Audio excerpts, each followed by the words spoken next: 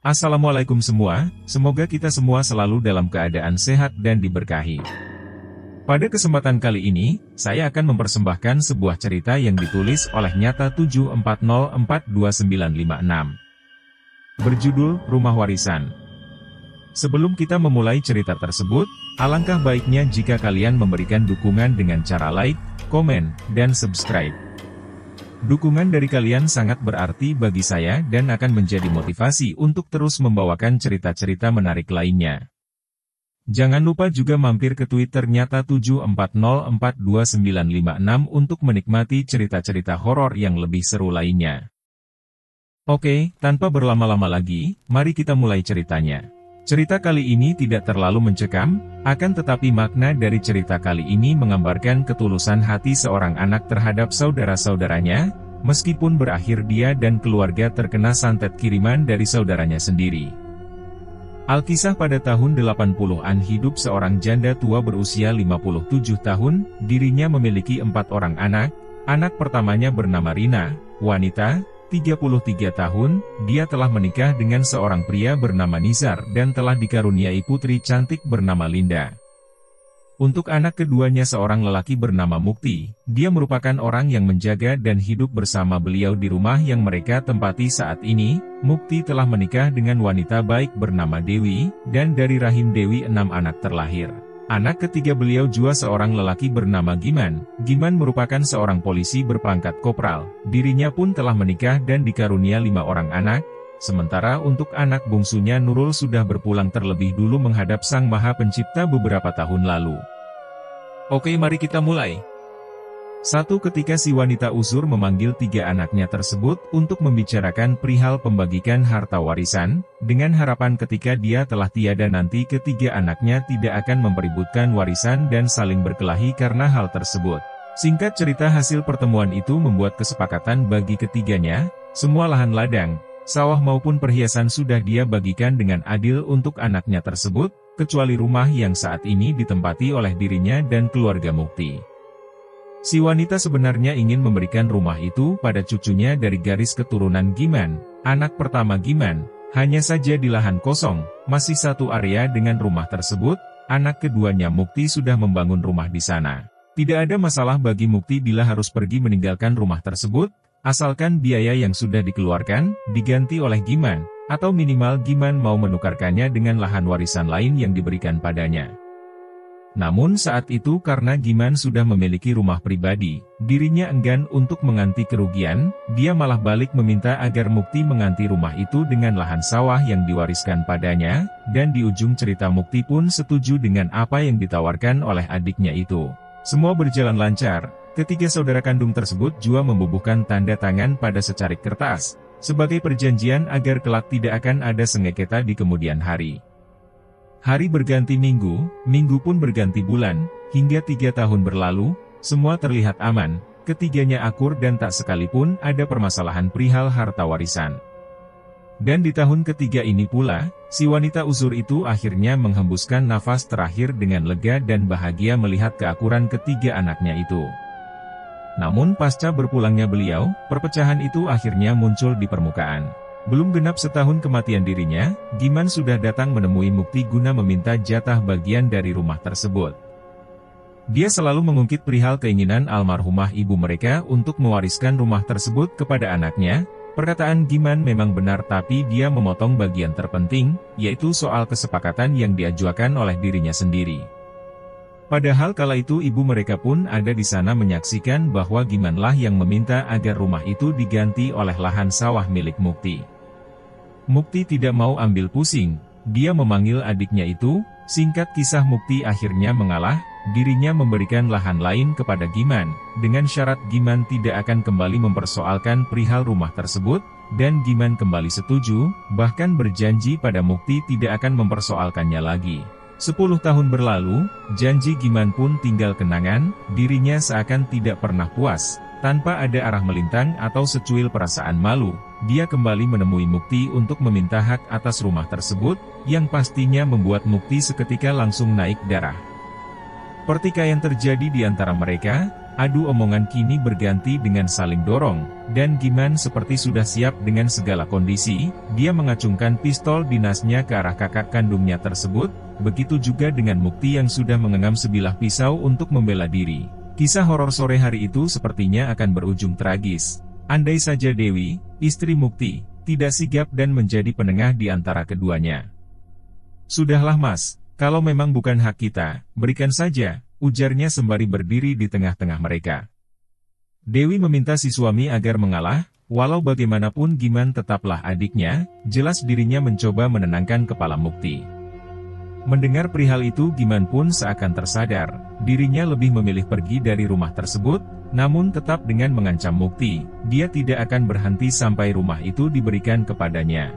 Singkat kisah, Mukti mau mendengarkan nasihat Dewi, dirinya kembali harus berlapang dada. Mukti memberikan lahan pada Giman, lahan yang notabenenya bukan harta warisan, tapi lahan yang memang hasil dari keringat dirinya.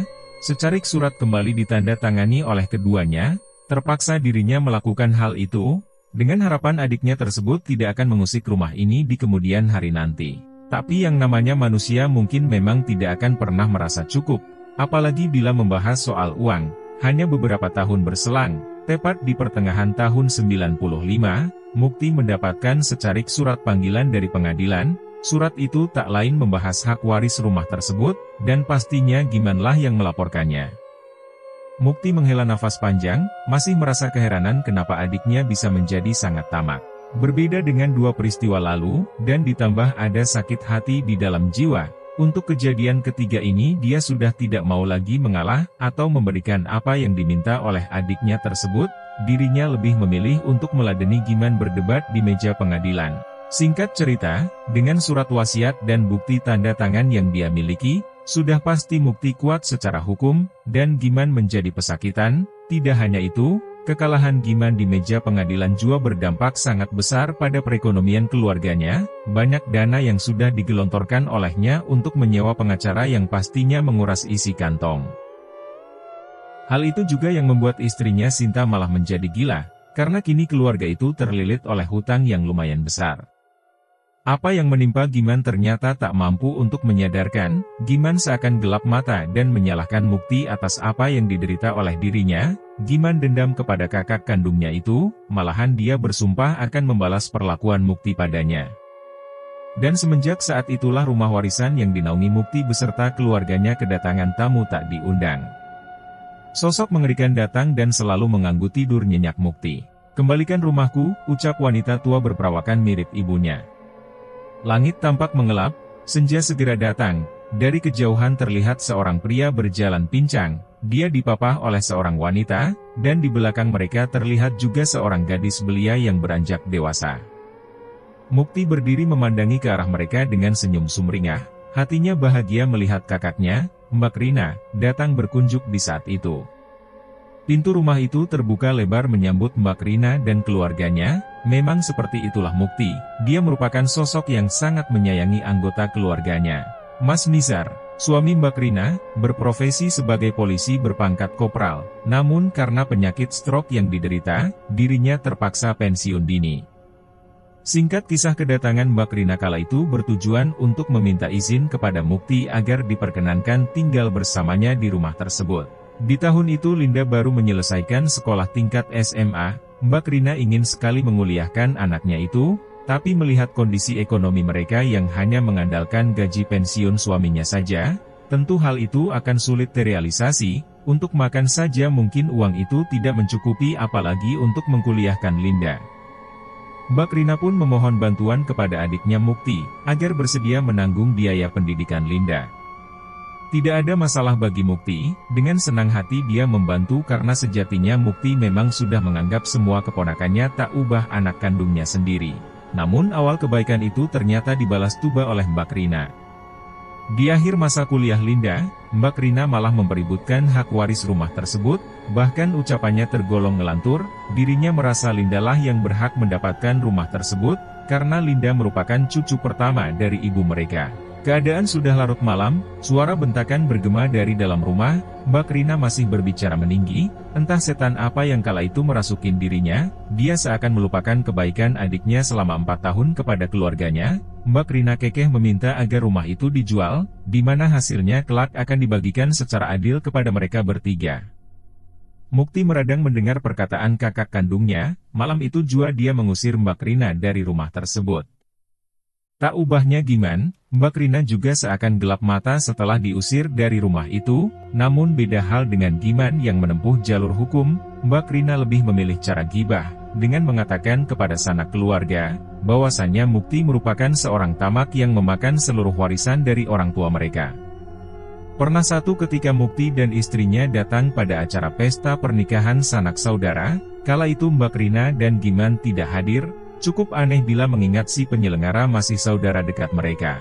Acara itu berlangsung dari pagi hingga menjelang sore. Mukti terlihat lelah setelah mengikuti sedari awal prosesi tersebut, namun menjelang dirinya bersiap meninggalkan tempat acara, tanpa disengaja dia bertemu dengan salah satu keluarga jauh, sebut saja namanya Ponirin.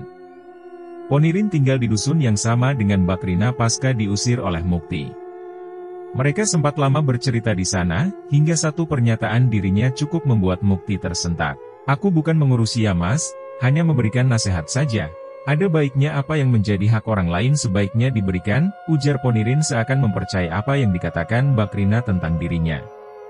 Wajah Mukti berubah murung, gurat garis kesal terpampang jelas. Dia sangat malu kala diceramahin Ponirin waktu itu, tapi dirinya lebih memilih untuk bersabar. Dirinya tidak mencoba menjelaskan keadaan sebenarnya pada Ponirin, hanya senyuman tipis yang dipilihnya untuk menjawab segudang pertanyaan tersebut, dan lama pembicaraan itu akhirnya usai kala dirinya meminta izin untuk pulang.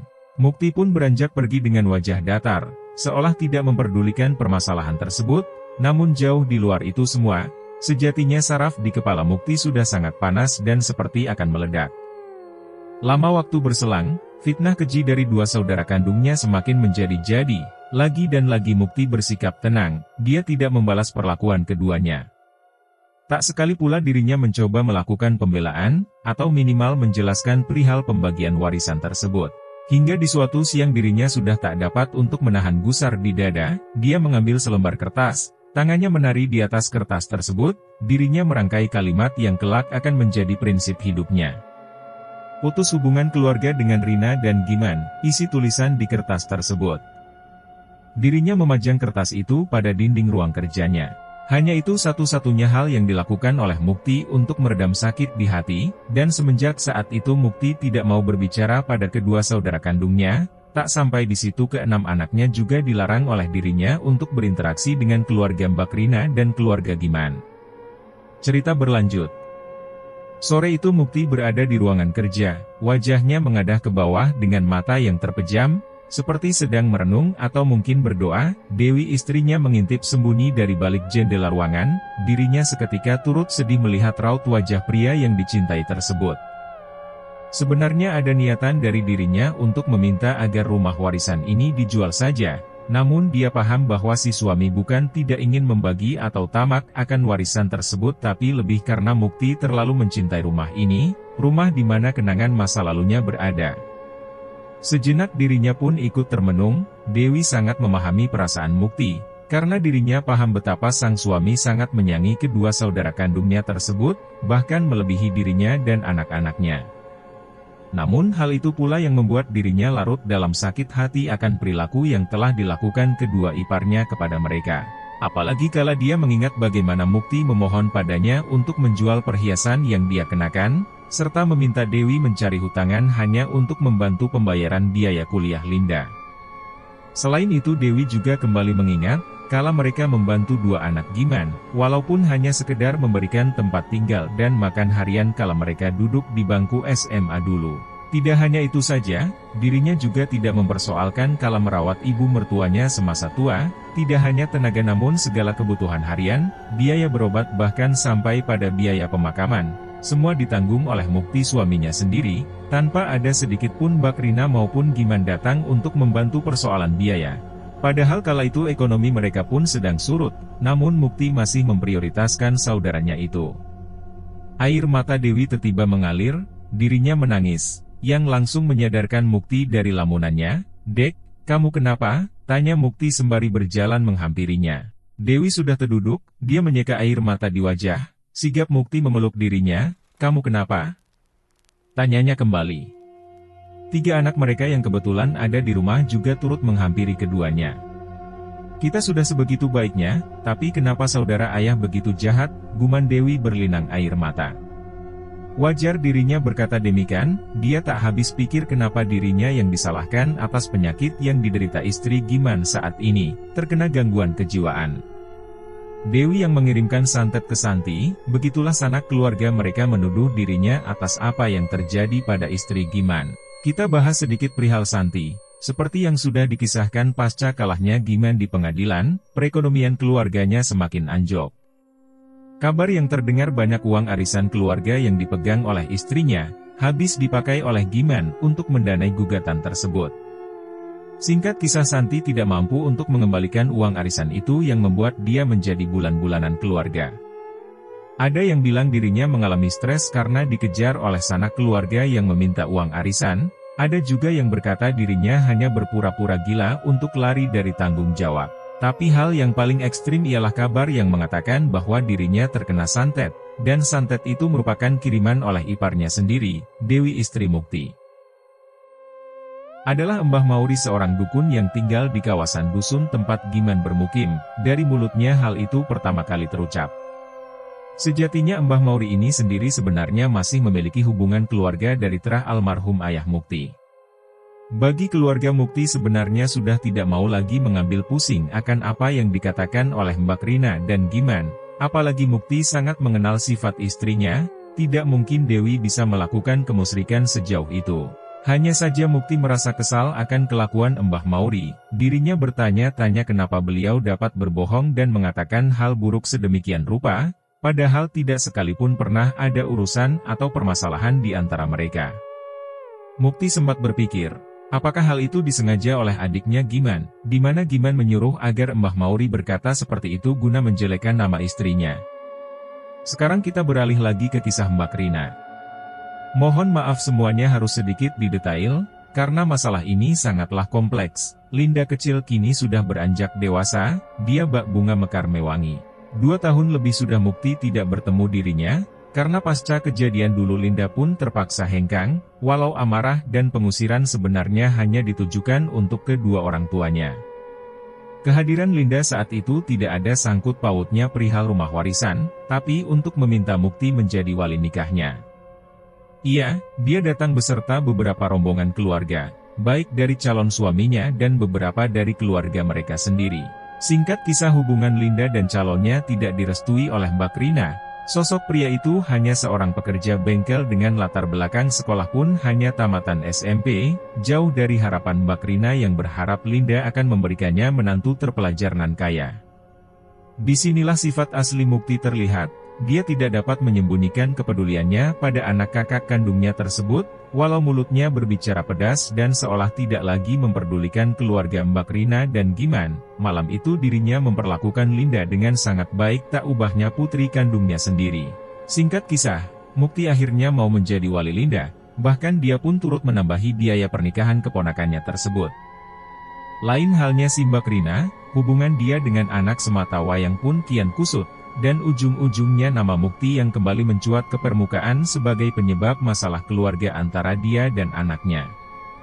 Mukti dianggap sengaja membantu Linda menikah dengan sosok tersebut, karena ingin melihat keponakannya itu hidup susah. Seharusnya kalau dia sayang dengan anaknya, dia gak akan restui Linda nikah sama pria itu. Ketus Mbak Rina selalu membicarakan hal tersebut bila sedang bertemu dengan sanak saudaranya. Sebenarnya masih banyak perlakuan tak terpuji yang ingin dituliskan, tapi kita skip sampai di sini. Sudah 3 tahun berlalu dari kejadian tersebut, tidak ada lagi gugatan, keluarga Mukti juga tidak pernah lagi berinteraksi dengan keduanya, kali terakhir hanya kala Linda meminta bantuan, yang membuat Mukti jera dan benar-benar enggan untuk ikut campur urusan kakak dan adik kandungnya itu.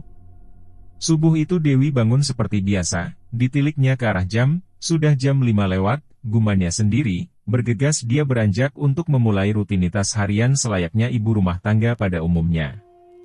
"Kak Eni," suaranya gemulai memanggil anak nomor 5-nya. "Ayo bangun, sekolah," ucapnya kembali. "Iya Ma, sudah bangun," jawab Eni dari dalam kamarnya. Tak lama berselang dirinya kembali menghampiri salah satu kamar lainnya, si bungsu Alfa masih tertidur pulas. Kembali suaranya sayu mengucap perkataan sama. "Bang bangun, ayo sekolah," katanya kepada anak bungsunya yang kala itu sudah duduk di bangku 3 SMP.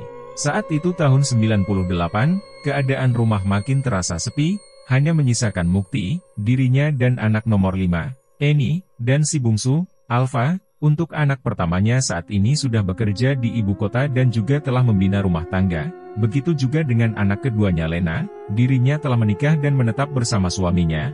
Sementara untuk putra ketiga dan keempat kini telah bekerja dan lagi-lagi mereka berada di ibu kota. Tinggallah Eni yang tahun ini juga berencana untuk melanjutkan kuliahnya di Jakarta. Dia hanya menunggu waktu karena saat ini dirinya sudah berada di kelas 3 SMA. Mungkin pasca lulusan hanya Mukti, aku dan si bungsu yang tinggal di sini, pikir Dewi sedih. Usai membangunkan kedua anaknya itu, dia kemudian memasuki ruang kerjanya, dikeluarkannya beberapa bungkus hitam dari dalam kulkas. Tampak tangannya yang mulai keriput memotongi sayur-sayuran guna membuatkan sarapan bagi suami dan anaknya. Tangannya ceketan bekerja, hingga centong yang digenggamnya terhenti. Dia merasakan sesuatu yang berat dari dalam kukusan tempat dia memasak. Dewi terheran kala melihat ada gumpalan yang masih berbulu dari dalam sana. "Apa ini?" tanyanya kebingungan.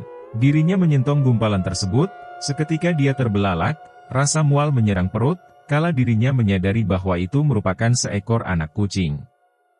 Muntahnya berhamburan. "Mas, tolong!" teriak dirinya kencang memanggil Mukti.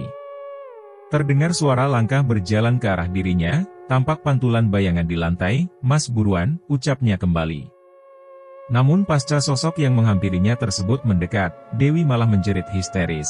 Jeritnya mengelar di dalam rumah itu, dirinya panik, sampai dia melupakan bahwa di belakangnya merupakan kompor yang menyala, serta masakan gulai panas yang sedang dimasaknya. Luapan kuah panas berhamburan membasahi bagian paha Dewi seiring jatuhnya kukusan yang tersengol oleh dirinya. Seketika dia terjungkal ambruk, kakinya melepuh, begitu juga dengan beberapa bagian lain tubuhnya. Dewi pun pingsan seketika. Dewi terbangun di atas ranjang tidurnya, di sebelah dirinya tampak anaknya Eni yang memijati kepalanya sedari tadi. "Mama sudah bangun?"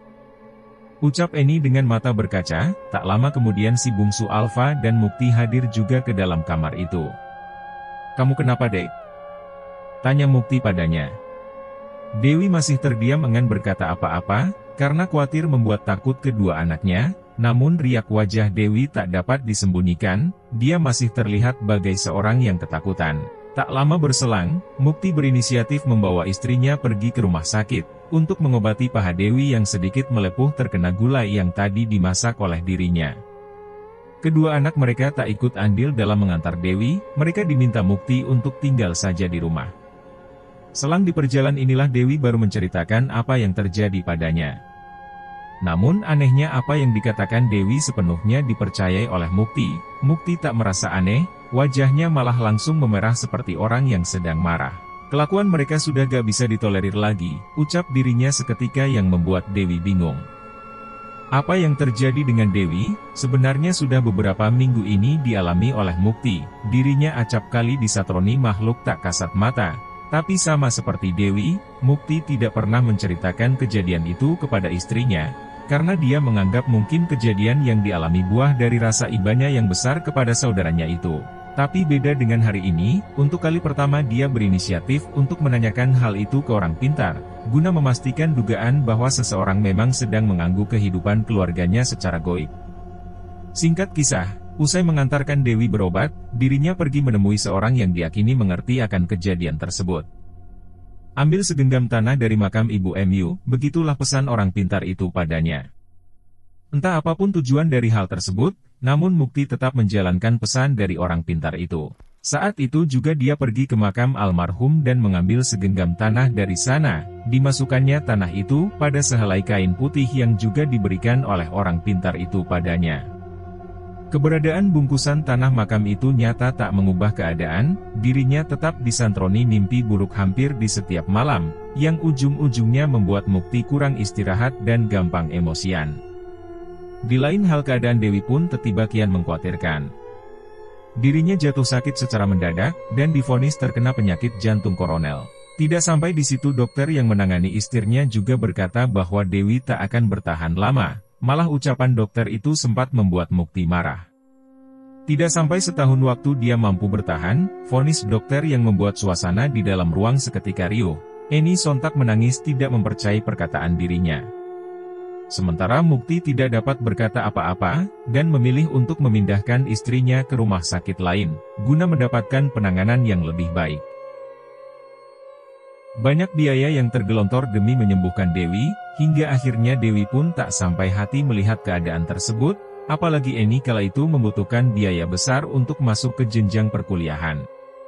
Dewi meminta Mukti untuk mengikhlaskannya saja. Dirinya tak mau lagi beranjak bila diajak untuk berobat oleh suaminya, dan alhasil membuat dirinya semakin lemah serta lebih banyak menghabiskan waktu di atas ranjang tidurnya.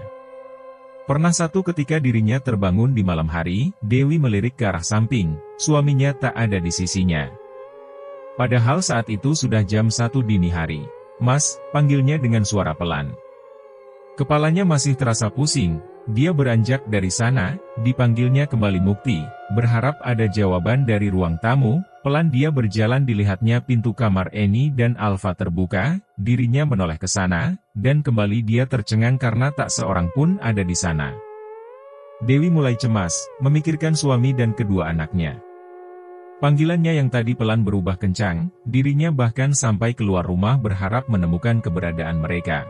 Dibukanya pintu depan, hanya pemandangan senyap dengan lampu temaram tersaji, dan, tep, Dewi merasakan kedua tangannya dipegang oleh orang lain. Jantungnya berdetak kencang, terlebih kala matanya memandang ke arah sosok tersebut.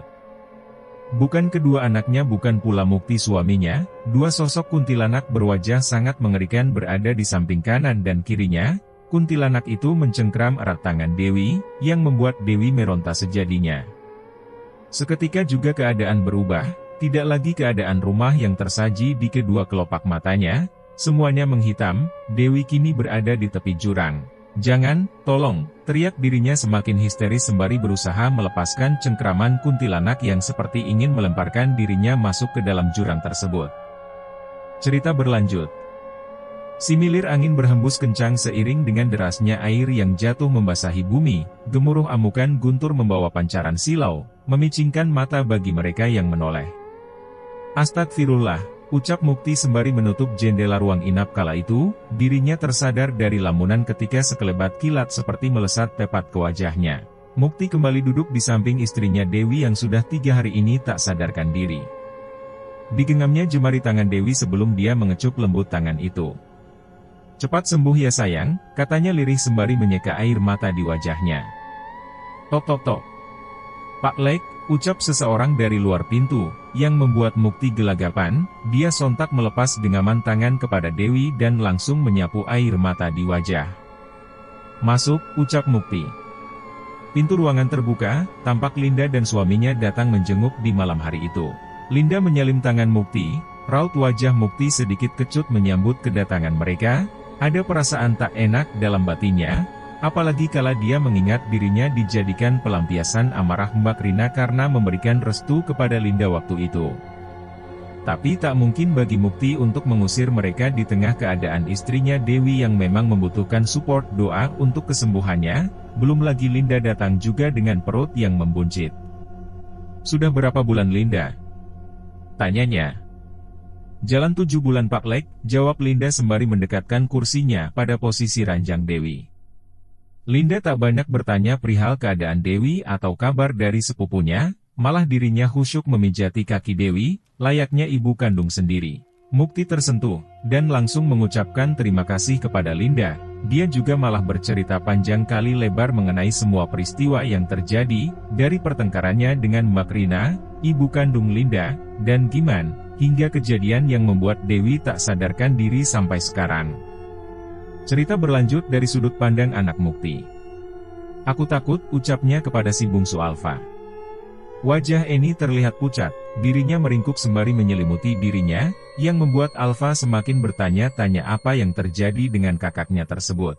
Alfa coba beranjak dari kamar, mengecek apa yang ada di luar sana hingga membuat Eni begitu ketakutan, namun baru juga dirinya membuka pintu kamar itu, Eni berteriak. "Jangan Dek, jangan keluar, kita di kamar saja, kakak numpang tidur di sini malam ini ya," pintanya memelas. Raut wajah Alfa mengkerut, "Enggak, kalau kakak gak cerita aku gak mau kakak tidur di sini," jawab Alfa ketus. Eni tertegun, dirinya sempat menoleh kanan dan kiri, lama dia terdiam seperti memikirkan hal yang sangat berat, bibirnya gemetar kala ingin memulai berbicara. Adzan Isya berkumandang, Eni berniat untuk berwudu guna menunaikan sholat, namun kala dirinya masuk ke kamar mandi dan membilas wajah, dari pantulan kaca Eni melihat sosok Mbah dengan perawakan sangat mengerikan ada di belakangnya. Eni ketakutan, tubuhnya gemetar bahkan dia tidak dapat mengerakkan kakinya untuk keluar dari sana, dirinya pun semakin panik kala Mbah mencekik dirinya dengan sangat kencang, sekuat tenaga dia berteriak bahkan urat di lehernya tampak dengan jelas, namun tak ada satu kata pun yang dapat keluar dari mulutnya. Untungnya Eni kembali mengingat niatnya untuk menunaikan sholat, dirinya langsung membaca ayat suci dengan mata terpejam, dan tak lama dari lantunan itu sosok menyerupai Mbah menghilang dari hadapnya. Seketika itu juga dia langsung lari dan masuk ke kamar adiknya Alfa. Mendengar apa yang dikatakan oleh Eni, membuat Alfa merinding, nyalinya menciut. Apalagi beberapa hari ini dirinya juga merasa melihat sosok wanita berpakaian hitam, namun kala matanya coba menatap kembali guna memastikan, sosok itu raib tanpa jejak. "Apa besok kita cerita ke ayah Mbak?" tanya Alfa. "Jangan, ayah lagi banyak pikiran," jelas Eni kepada Alfa yang mengakhiri pembicaraan di antara keduanya. Pagi tiba, Eni dan Alfa bergegas menuju rumah sakit, mengantikan ayahnya yang akan berangkat bekerja. "Ingat ya Dek, jangan ceritakan apapun," pungkas Eni kembali sesaat kala mereka masuk ke dalam ruang tempat ibu mereka dirawat. "Kakak, abang sudah sampai," sapa Mukti melihat kedua anaknya di pagi itu. "Iya ayah, bunda bagaimana ayah?" jawab Eni sembari menanya balik pada dirinya. "Segera sembuh dan pulang ke rumah," kata Mukti tersenyum, dirinya terpaksa membohongi kedua anaknya agar tak larut dalam kesedihan, karena sejatinya hanya mukjizat yang bisa menyelamatkan hidup Dewi. Tidak seperti biasa, di mana Mukti biasanya mengajak anaknya untuk sarapan dulu, pagi itu dirinya hanya meninggalkan beberapa lembar uang untuk mereka membeli sarapan, Mukti pun tampak tergesa meninggalkan mereka di sana. "Jaga bunda ya," pesannya sebelum beranjak pergi. Hari itu Mukti bergegas menuju satu daerah, dia hendak menjumpai seorang wanita tua, kakak dari almarhum kakeknya. 3 jam waktu ditempuh sebelum dirinya sampai di mana tempat Mbah Buyut berada. Sesampainya di sana dirinya disambut oleh seorang pria yang usianya sedikit lebih muda dari dirinya, pria itu bernama Kasim, adik tiri dari Mukti. Jadi sedikit kisah. Almarhum ayah Mukti memiliki 2 istri, istri pertama merupakan ibu dari Mukti yang dikarunia 4 orang anak. Sementara untuk istri keduanya memiliki seorang anak yaitu Kasim, notabene Kasim ini hanya dianggap oleh Mukti seorang, malah Mukti pun sering membantu dirinya dari segi ekonomi, berbeda dengan 2 saudara lainnya yang sama sekali tidak mau menganggap keberadaan Kasim. Mas Mukti, apa kabar?" ucap Kasim yang segera menghampiri dirinya. "Iya Dek, Mas lagi ada perlu sama Mbah," jawab Mukti tanpa berbasa-basi. Mereka berdua langsung masuk ke dalam rumah, setibanya di hadap Mbah Buyut itu, Mukti langsung bersujud memegang kaki beliau. "Tolong cucu MU Mbah," kata Mukti berlinai air mata.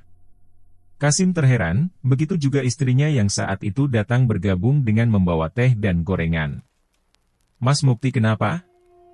tanyanya pada Kasim. Kasim terdiam, riak wajahnya mengkerut menandakan dirinya pun tak mengetahui apa yang terjadi, dirinya hanya memanyungkan bibir, menandakan agar tidak ada pertanyaan dari istrinya. Tampak Mbah melambaikan tangan, meminta Mukti untuk lebih mendekat padanya.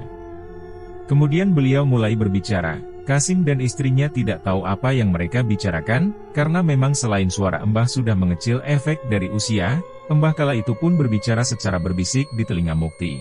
Sesekali Mukti mengucap kata, "Njih Mbah," seraya menganggukkan kepalanya, seakan mengerti atau mungkin menyanggupi sesuatu yang disampaikan padanya.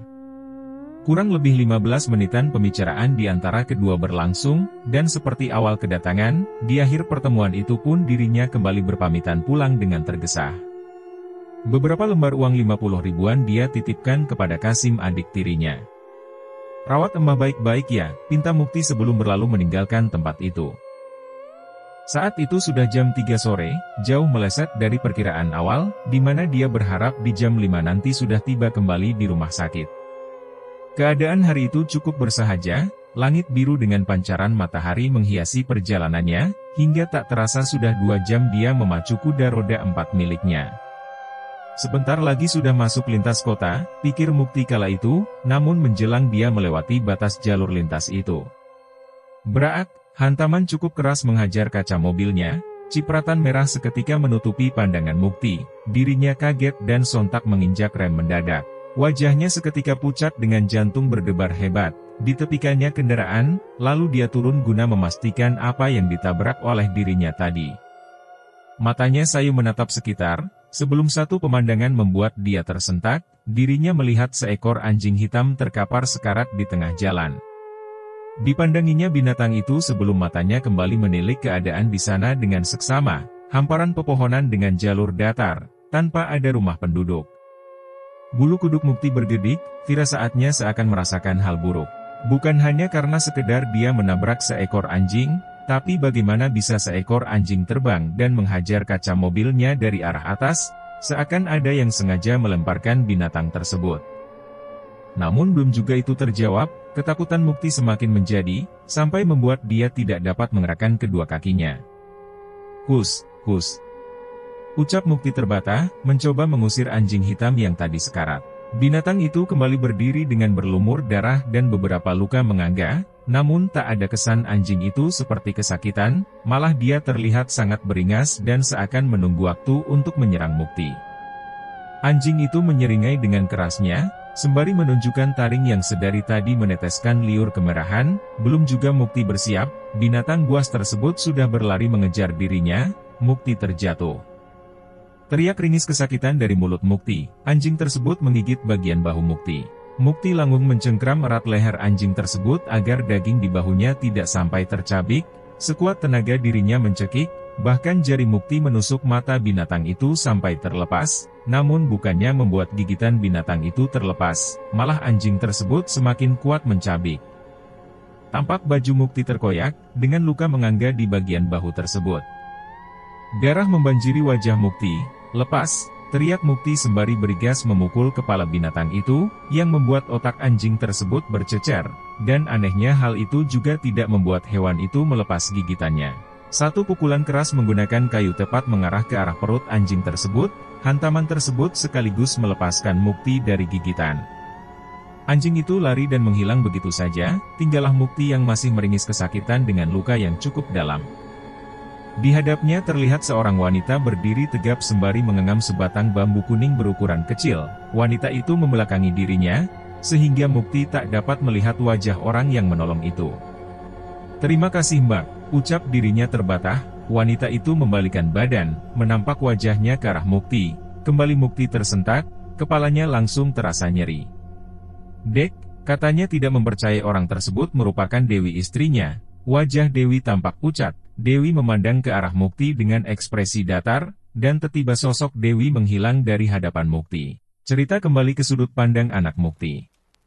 "Mbak, ayah kok belum pulang?" gerutu Alfa kepada kakaknya. Dahi Eni mengkerut, bingung harus menjawab apa. Diliriknya jam, ada rasa was-was dalam hatinya.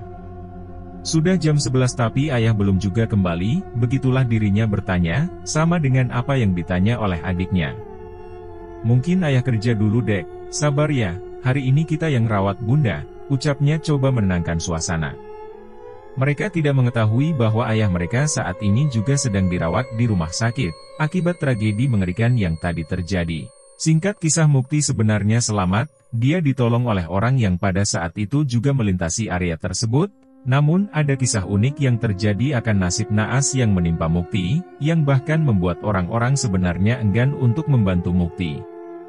Siang itu Mukti sejatinya tidak sendiri melintasi jalur tersebut, sebenarnya ada beberapa pengendara lain yang ada di sana, tapi entah kenapa Mukti tidak dapat melihat keberadaan mereka. Dan kejadian horor yang menimpa Mukti tidak pula dilihat oleh para pengemudian yang saat itu melintas di sana. Di hadapan mereka hanya tersaji pemandangan seorang yang mungkin gila yang sedang meronta dan mencabik dirinya sendiri di tengah jalan. Singkat kisah, 2 hari lamanya Mukti tak sadarkan diri. Sesaat setelah sadar dia langsung beranjak dari kasur rumah sakit dan hendak pergi dari sana. Tapi langkah Mukti dihentikan oleh suster yang berjaga, karena memang Mukti pun masih dalam kondisi yang sangat lemah. Di hari yang sama tempat berbeda, anak pertama Mukti membuat laporan ke polisi karena hingga saat itu tidak ada seorang pun yang tahu akan keberadaannya. Sementara di rumah sakit keadaan kian rumit, tampak beberapa anak Dewi balik dari perantauan, sebab hari itu Dewi kritis dan mungkin merupakan akhir dari hidupnya. Riak wajah mereka terlihat sedih, terlebih kedua anak wanita Dewi yang tak kunjung berhenti merintihkan air mata melihat keadaan bunda tercinta. Dan di saat yang sangat menyedihkan itu, masalah lain kembali hadir meredung keluarga Mukti. Surat panggilan kembali menyambangi dirinya, masih dengan perkara yang sama, yaitu hak waris akan rumah tersebut. Hanya saja Mbak Rina kini yang menjadi pelapor. Berdua dia bersama Giman mengajukan tuntutan untuk kedua kalinya. Sore menjelang malam Mukti tak juga didapati kabarnya, sementara Dewi sedang dalam keadaan kritis.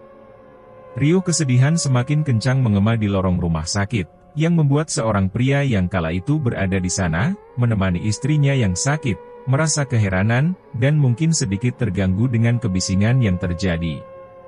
Pria itu keluar dari kamar tempat istrinya dirawat, kamar yang langsung bersebelahan dengan posisi Dewi berada. Dia berpura-pura berjalan menyamperin keberadaan mereka sembari sesekali mencuri pandang akan sosok yang terkapar sakit di atas ranjang yang mereka tangisi. "Mbak Dewi," ucapnya spontan, sembari menatap dengan mata melotot. Dirinya sedikit shock melihat mantan iparnya merupakan sosok yang terkapar di atas ranjang.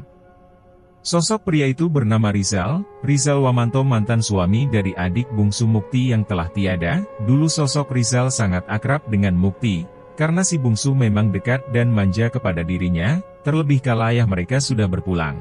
Muktilah yang menyekolahkan almarhum istrinya dulu, bahkan menjadi wali pernikahan mereka. Namun pasca istrinya meninggal, Rizal yang berprofesi sebagai TNI juga mendapatkan perpindahan dinas, dan beberapa tahun kemudian dia memutuskan untuk menikah kembali. Semenjak kala itu pula dirinya lost kontak dengan keluarga almarhum dari istri terdahulu. Rizal sendiri hanya pernah bertemu dengan Bindra dan Nikta anak pertama dan kedua Mukti, itu pun sudah sangat lama, kala keduanya masih di bawah usia 9 tahun, dan kini sudah berpuluh tahun berlalu yang membuat dia tidak mengenali wajah mereka kala itu. Selain itu Rizal juga tidak ingin terlalu banyak bertanya, karena memang kondisi yang tak memungkinkan. Selain dia juga harus merawat istrinya, tidak adanya Mukti dan Bindra sudah pasti membuat dirinya canggung. Tak lama dia di sana, setelah memberikan doa dan tutur sapa kepada keponakannya itu, dia kembali masuk ke dalam ruang tempat di mana istrinya dirawat. Kala itu dirinya tidak memperkenalkan diri, yang membuat tidak ada seorang pun dari anak Mukti yang ingat padanya, bahkan Nikta pun tidak lagi mengenali wajah pamannya tersebut. Rizal duduk di sofa ruangan, dilihatnya istrinya masih tidur dengan pulas di ranjang rawat. Dia tersenyum, sedikit bernostalgia mengingat kala dulu dirinya menemani hari terakhir almarhum sang istri. Hatinya kembali gundah, dia merasa bersalah karena sudah lama tidak bersilaturahmi ke sanak saudara almarhum istrinya itu. "Apa kabar MU Mas Mukti?" tanyanya sendiri, sembari beranjak keluar menuju ke tempat Dewi dirawat. "Permisi," ucap Rizal sembari membuka perlahan pintu itu. "Iya masuk Pak," jawab Nikta mempersilahkan dirinya masuk.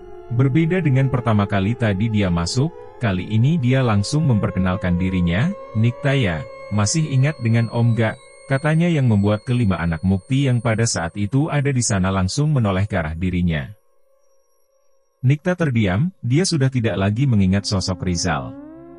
"Ini Om, suaminya Tante Nurul," jawabnya yang langsung mengingatkan Nikta akan sosok dirinya. Singkat kisah, banyak informasi yang didapatkan oleh Rizal dari keponakannya tersebut, bahkan dari mulut Nikta juga Rizal mengetahui masalah besar yang terjadi di keluarga Mukti, namun Rizal hanya memposisikan dirinya sebagai pendengar saja. Rizal juga sempat kaget kala mengetahui bahwa Mukti sudah 2 hari ini belum kembali. Lama dia berbincang, malah Bindra pun yang tadi pergi guna mencari ayahnya juga telah kembali dan bertemu dengan omnya tersebut, dan membuat waktu berputar dengan cepat. Hingga satu panggilan dari suster yang tiba masuk ke dalam ruang itu, memaksa Rizal harus kembali ke ruang istrinya dirawat. Namun dari pertemuan itu juga yang mungkin membawa penyelesaian pada masalah kesehatan Dewi. Keesokan harinya sekitar jam 1 siang, Rizal kembali menjenguk Dewi. Dirinya membawakan buah dan makanan yang cukup banyak, karena memang dia berniat untuk membagikannya kepada keponakannya kala itu. Tapi hal yang menarik ialah dia tidak datang sendiri, ada seorang pria lain yang diajak olehnya. "Maaf, Om tidak bermaksud lancang. Tapi kalau memang benar apa yang kalian ceritakan, mungkin teman Om bisa membantu," ucapnya sembari memperkenalkan sosok yang ikut bersama dirinya. Pria itu bernama Ismail, salah satu anggota TNI yang memiliki ilmu kebatinan. Dia merupakan bawahan dari Rizal. Rizal sengaja menyuruh dia untuk datang ke rumah sakit tersebut, untuk membantu perihal masalah goib. "Kali apa yang kalian katakan benar, mungkin Mas Ismail bisa menolong Mbak Dewi," jelas Rizal kepada mereka semua. Tanpa menunggu kata iya dari kelima anak mukti, Ismail langsung berjalan mendekati Dewi. "Izin ya Mas," ucapnya sembari tersenyum. Ismail sebenarnya sudah gatal, karena dari tadi dia ingin memukul sosok pocong hitam yang berdiri di atas dada Dewi. Tangganya mengepal, dia menutup mata, terlihat bibirnya seperti menuturkan ayat atau mantra. Tak lama berselang Ismail membuka matanya, tangannya melayang tepat di atas tubuh Dewi seperti hendak memukul sesuatu. Dan kala tangan itu berayun, terdengar suara hentakan nafas Dewi yang terdengar seperti seseorang yang sedang kaget. Sosok pocong hitam itu sudah menghilang, namun Dewi tak serta-merta sadar dari komanya. Ismail mundur ke belakang, dirinya mendekat ke Rizal. Ismail membisikkan sesuatu kepada Rizal, yang seketika juga membuat riak wajah dirinya berubah. "Sebentar ya nak," kata Rizal lalu pergi keluar bersama Ismail kala itu. Tak lama berselang Rizal kembali masuk ke dalam ruangan, namun tanpa Ismail. Ismail sudah duluan berpamitan pulang dan berjanji besok akan kembali lagi ke sana. Ada hal penting yang sebenarnya tadi disampaikan Ismail pada dirinya, hanya saja kembali Rizal merasa belum memiliki kapasitas berbicara lebih, karena dia pun tidak sejatinya tak memiliki bakat spiritual. Rizal hanya berpesan semua akan segera membaik. Di hari itu juga, tepatnya menjelang sore, ada seorang pria lain yang datang menjumpai kumpulan keluarga Mukti di sana. Pria itu merupakan ob rumah sakit tempat Mukti dirawat. Mukti meminta tolong kepada dirinya agar datang ke sana guna memberitahukan mengenai kondisi dirinya saat ini. Tangis kedua anak wanita Mukti kembali pecah kala itu, namun semua tetap bersyukur karena setidaknya Mukti masih dalam keadaan bernafas. Dan di sore itu, Bindra seorang yang pergi menuju rumah sakit tempat Mukti dirawat, sementara Nikta, Eni dan Alfa setia berjaga di rumah sakit tersebut. Untuk Hamdan, putra ketiga, dan Kamdan, putra keempat, pulang ke rumah guna mempersiapkan kebutuhan terutama pakaian ganti untuk kedua orang tua mereka, di mana nantinya Hamdan akan kembali ke tempat Dewi berada, sementara Kamdan akan menyusul Bindra ke tempat ayah mereka. Hamdan dan Kamdan tiba di rumah, Kamdan turun guna membuka gerbang rumah, sementara Hamdan yang kala itu masih stay di atas motor yang mereka kendarai. Agak lama Kamdan membuka gembok tersebut, dan setelah dirinya berhasil membuka pagar, Kamdan menyuruh Hamdan untuk memasukkan motor ke dalam rumah. Mas," teriak Kamdan kepada saudara kembarnya tersebut yang entah kenapa pada saat itu mematung. Hamdan terdiam sembari menatap lurus ke salah satu arah, riak wajahnya memucat, dahinya berkeringat. "Mas," teriak Kamdan kembali sembari menepuk bahu Hamdan. Teriak Hamdan mengema, nafasnya terdengar kasar. "Kamu kenapa Mas?" tanya Kamdan kembali. Hamdan tersadar, dirinya terasa lemas, bulu halus di tubuhnya masih berdiri, dirinya merinding hebat. Bagaimana bisa pandangan matanya sejenak berubah? Tidak ada rumah tempat tinggal mereka. Saat itu Hamdan melihat rumah itu berubah menjadi area perkuburan, dan yang membuat dia semakin ketakutan, di tengah-tengah kuburan tersebut, berdiri sosok Mbah beserta kedua orang tua mereka. Wajah tiga sosok itu pucat, mereka menatap Hamdan datar, dan lebih gilanya lagi, sosok Mbah yang saat itu berada di tengah melambaikan tangan seakan memanggil dirinya. Hamdan melihat daging mereka membusuk, bola mata ibunya Dewi jatuh. Seketika ketiga wajah sosok demit itu menjadi sangat mengerikan, menjadi gosong dan penuh borok. Mas," ditanya diam saja, gerutu Kamdan yang masih terheran karena belum mendapatkan jawaban dari Hamdan. "Engak, ayo buruan, biar kita cepat balik ke rumah sakit," jawab Hamdan yang enggan menceritakan kejadian mistis yang baru terjadi. Hamdan dan Kamdan akhirnya masuk ke dalam rumah. Kamdan langsung memilah kebutuhan untuk kedua orang tuanya tersebut, namun beda halnya dengan Hamdan, dia hanya mengekor saudara kembarnya tersebut, yang membuat Kamdan sedikit jengkel kepadanya. "Mas kenapa sih?"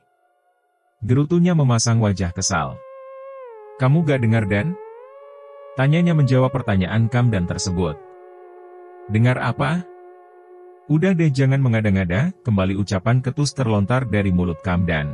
Mendengar jawaban itu Hamdan tidak lagi mau melanjutkan pembicaraan, dirinya malah memasang wajah datar dan menyuruh Kamdan saja yang berkemas, yang membuat Kamdan semakin kesal padanya. Hamdan masih mencoba melawan rasa takutnya, karena sedari mereka masuk ke kamar kedua orang tuanya, dia mendengar suara parau yang sedari tadi memanggil namanya. Suara itu terus menggema di telinga Hamdan dan sialnya Kamdan malah tak mendengarnya sama sekali. Kamdan masih khusyuk memilah baju untuk beberapa hari ke depan, sementara Hamdan yang berjarak hanya beberapa langkah dari adik kembarnya itu hanya mematung, memandang arah pintu, dirinya ingin sekali untuk beranjak melihat siapa yang memanggilnya, dia meyakini sosok itu berdiri di samping pintu kamar tersebut. Dan benar saja, mata Hamdan terbelalak, dia berteriak kencang ketika seuntai tangan keriput terlihat merayap di sisi kusain pintu itu. "Lihat, lihat!" ucapnya terbatah, namun tidak ada balasan dari Kamdan. Sekalipun Hamdan sudah keras berbicara, Hamdan menoleh ke arah Kamdan berada. Sama seperti dirinya Kamdan pun ternyata sudah mematung dengan kaki yang gemetar, terlihat rambut panjang menjuntai dari atas kepala dan menutupi wajah Kamdan.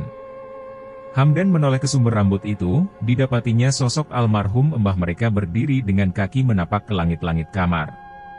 Sosok mbah tersenyum tipis, yang membuat gigi hitam busuk tampak dari dalam mulutnya. Dirinya menyerigai, semakin membuat wajah Hamdan memucat. "Kembalikan rumahku," ucap sosok menyerupai mbah berkata ketus kepada mereka. Hamdan segera menarik tangan Kamdan, berdua mereka lari menuju luar rumah, tidak mereka hiraukan lagi niat awal tujuan mereka pulang ke sana. Namun langkah mereka seketika terhenti kala pintu depan rumah telah dihadang oleh sosok pocong berwajah hitam pekat seperti gosong dengan tinggi mungkin sampai 3 meter. Mereka terpojok, langkah mereka berjalan mundur, menepi di sudut ruang tamu, hampir dari segala sisi makhluk astral itu berdatangan. "Pergi kalian laknat!" teriak keduanya sembari melempar benda yang ada di sekitar, kursi, pas bunga berterbangan menerjang sosok tersebut, namun tak satu pun lemparan mereka mengenai makhluk-makhluk goib itu. Benda-benda itu hanya menembus mereka tanpa bisa melukai sedikit pun. Hamdan dan Kamdan pasrah melihat makhluk-makhluk laknat itu semakin mendekat. Dan entah kenapa hawa sangat panas seperti membakar kulit terasa kala sosok-sosok menyeramkan itu mendekati mereka. Hamdan dan Kamdan serasa terbakar api, keduanya terkapar, meronta di lantai. Hamdan juga mendapati sosok pocong itu kini menindih tubuh Kamdan. Dia berdiri di atas perut Kamdan yang membuat saudara kembarnya itu memuntahkan darah segar dari mulutnya, namun tak ada yang bisa Hamdan lakukan karena dia pun masih tersiksa dengan rasa panas dari dalam tubuhnya. Keduanya mengerang kesakitan, berteriak sejadinya. "Prak!" Suara hantaman keras terdengar, pintu rumah mereka dijebol, Bindra datang di saat yang tepat. "Astagfirullah," ucap salah seorang pria lain yang saat itu datang bersama dirinya. Pria itu merupakan seorang paranormal bernama Manti yang dimintai tolong oleh Ismail untuk membantu dirinya menyelamatkan keluarga Mukti. Jadi sesaat kala Kamdan dan Hamdan pergi, Bindra yang rencana akan menuju ke tempat ayahnya dirawat membatalkan niatan tersebut. Saat itu dia dipanggil oleh pamannya Rizal. Pamannya menyampaikan apa yang tadi dikatakan oleh Ismail kepadanya, bahwa ada media yang harus disingkarkan dari dalam rumah itu. Singkat kisah, Rizal mengantarkan dirinya ke tempat Ismail, dan di sana mereka langsung menyambangi rumah Pak Manti, orang yang direkomendasikan oleh Ismail untuk melakukan pembersihan. Awalnya Ismail berencana untuk melakukan hal itu di esok hari, namun mendengar bahwa ada orang yang hari ini pergi ke rumah tersebut membuat mereka harus bergerak cepat. Karena salah bertindak dengan media kiriman tersebut, maka nyawa akan melayang. Untungnya mereka masih memiliki sedikit waktu, sekalipun bingkisan hitam berisikan tanah kuburan dan gumpalan rambut yang tadi diketemukan Kamdan telah dibuka, dan Kamdan juga telah memegang serta membaca secarik lipatan kertas yang merupakan inti dari santet tersebut.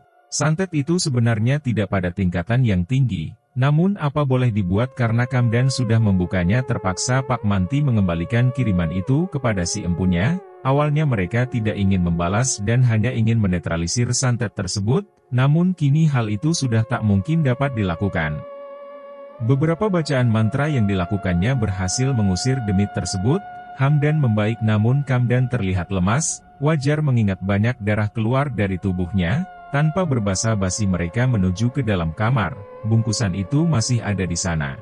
Pak Manti meraih kantung hitam tersebut, kembali dia membacakan beberapa mantra. Tampak asap mengumpal seolah kantung hitam itu terbakar. Usai melakukan hal itu, dirinya menatap Bindra. "Bakar segera," perintahnya dengan suara tegas. Bindra meraih bungkusan tersebut dan membawanya ke halaman depan. Segera dia mengambil beberapa ranting kering dan kertapula, namun kala dia ingin membakar bungkusan itu. Tepat di hadap Bindra, ibunya Dewi berdiri dengan pakaian putih lesu. "Jangan nak," katanya dengan suara parau. Bindra terhenti apalagi melihat wajah ibunya tersebut sangat memelas. "Bajingan," sosok Dewi seketika berubah menjadi pocong berwajah gosong. "Bakar, dia itu setan," teriak Ismail yang datang dan langsung mengatasi sosok demit yang berusaha mempengaruhi Bindra. Mendengar perkataan itu Bindra kembali tersadar. Secepatnya dia menyalakan api dari ranting dan kertas yang tadi dibawanya. Api menyambar cepat dan Bindra langsung melemparkan bungkusan hitam itu. Seketika benda itu dilempar ke dalam api, suara menyerigai kesakitan terdengar keras mengema di langit, dan saat itu pula dengan ajaib Dewi kembali membuka matanya, dia tersadar dari masa komanya. Singkat kisah hal mistis itu usai, namun banyak pertanyaan menjangal di hati keluarga Mukti. Sudah pasti mereka menuduh Gimanlah sebagai pengirim santet tersebut dan Mbah Mauri pengeksekusi hal tersebut. Namun Pak Manti enggan untuk mengatakan secara gamblang siapa pengirim sebenarnya. Dia hanya memberikan penjelasan bahwasannya dalam beberapa bulan ke depan si pengirim akan mati.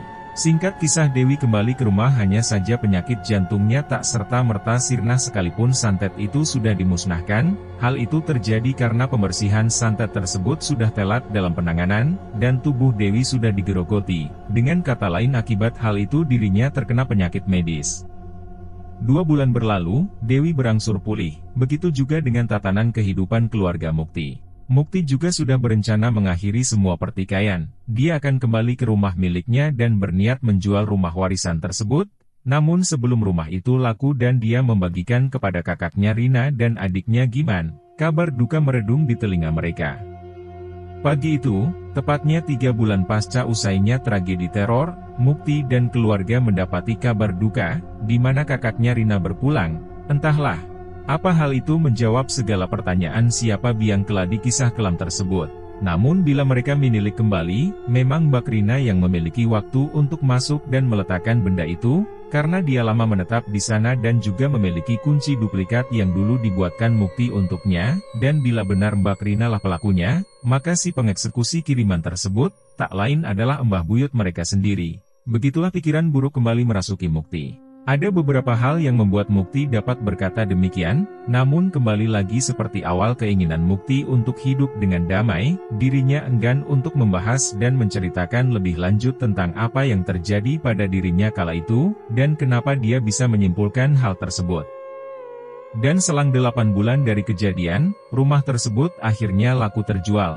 Sesuai dengan janji awal, Mukti membagi hasil penjualan rumah itu kepada Giman dan ahli waris Mbak Rina, yaitu anak semata wayangnya Linda. Usai semua segala pertengkaran di keluarga tersebut dan cerita pun tamat. Akhirnya kita sampai di ujung cerita, rumah warisan, dan kalau tidak ada halangan, sesegera mungkin Mimin akan lanjut untuk upload cerita baru. Jangan lupa untuk like dan bagikan cerita ini kepada teman-teman dan saudara kalian, supaya channel ini terus berkembang.